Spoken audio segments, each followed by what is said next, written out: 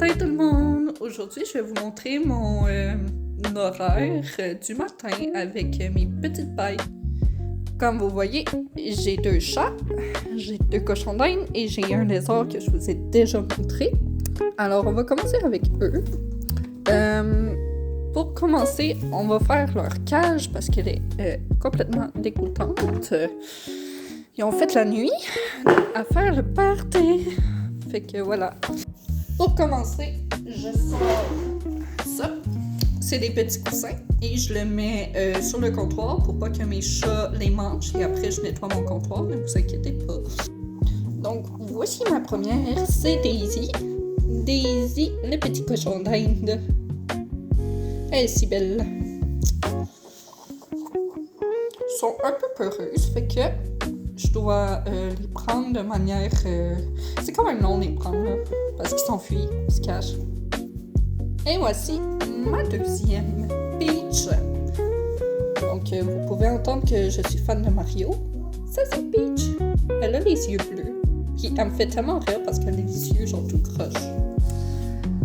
C'est un cochon d'Inde à poils longs. L'autre, c'est un classique. Et elle, c'est à poils longs. Donc, il faut que je la brosse tous les jours. Il faut que j'en prenne soin. Elle est en train de muer. Parce que sinon, elle fait des gros motons. Comme moi, là. Un coup qu'elles sont installées de manière trop mignonne sur leur petit coussin, c'est le temps de vider leur cage.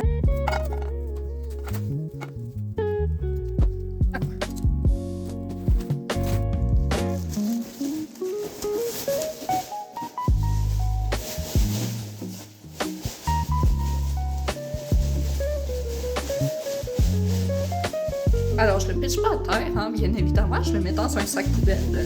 Mais ce qui tombe à terre, je le ramasse avec un balai, bien évidemment. Je suis pas dégoûtante. Quoique ce matin, avec mes cheveux, oui, mais c'est pas grave.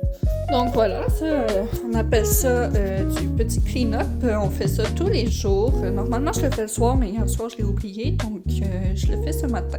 Donc c'est normal qu'il reste encore des traces de pipi ou quoi que ce soit, parce que ça, on le change une fois semaine. Moi, je le change parfois 2 fois semaine. Parce que j'en ai 2, puis voilà. Comme vous voyez, je trouve que c'est quand même un peu dur, mais je l'ai changé avant hier, fait que on va se calmer. Donc là, je mets une doudou pour qu'elle puisse se cacher et qu'elle puisse être confortable. Je change les doudous aussi à peu près en même temps que le tapis, parce que ça économise les doudous, mais là, ça faisait un moment que je ne l'avais pas fait. Et voilà. Donc, ça, c'est leur doudou. Ensuite, je mets leur petite maison. Leur petite cachette. Ensuite, je remplis leur râtelier, donc ça et ça, de foin. Et voilà, sachez que le foin, elles en ont de besoin tous les jours de manière quantité illimitée parce que les cochons d'Inde, leurs dents poussent en continu, comme les lapins. Les lapins aussi. Ensuite, je leur donne, puisqu'elles sont 2, je leur donne 1/4 de tasse de nourriture. Mais normalement, c'est pour un cochon d'Inde, la moitié d'un quart. Donc, 1/2, si je suis... Non, pas 1/2, la moitié d'un quart. 1/8 de tasse.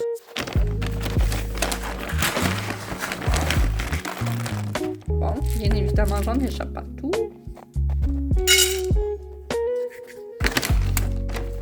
Donc, ensuite, je prends les petites bêtes,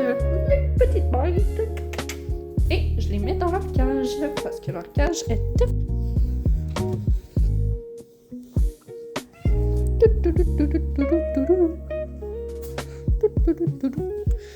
Et voilà. Et on ramasse le gros bordel.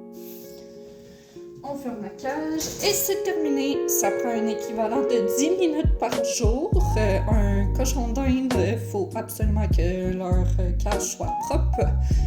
C'est l'idéal pour éviter les odeurs, pour éviter qu'elles aient des problèmes ou les pattes dues à leur urine acide et plein d'autres affaires. Surtout, on ne vivrait pas dans un environnement sale, donc mes animaux vivent dans la propreté aussi.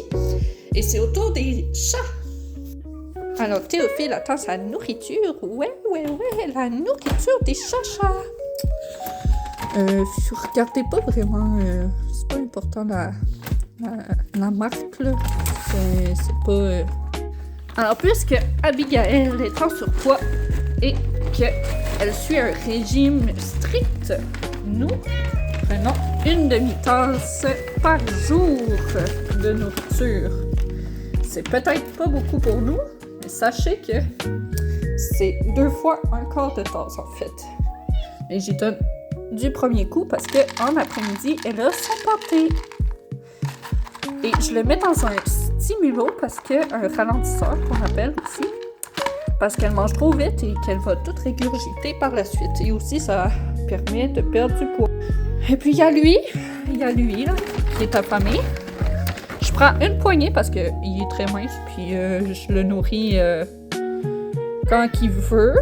Je prends une poignée, et puisque c'est un chat très spécial, il n'y a pas besoin de son plat. C'est un pigeon. Il va manger à terre comme ça.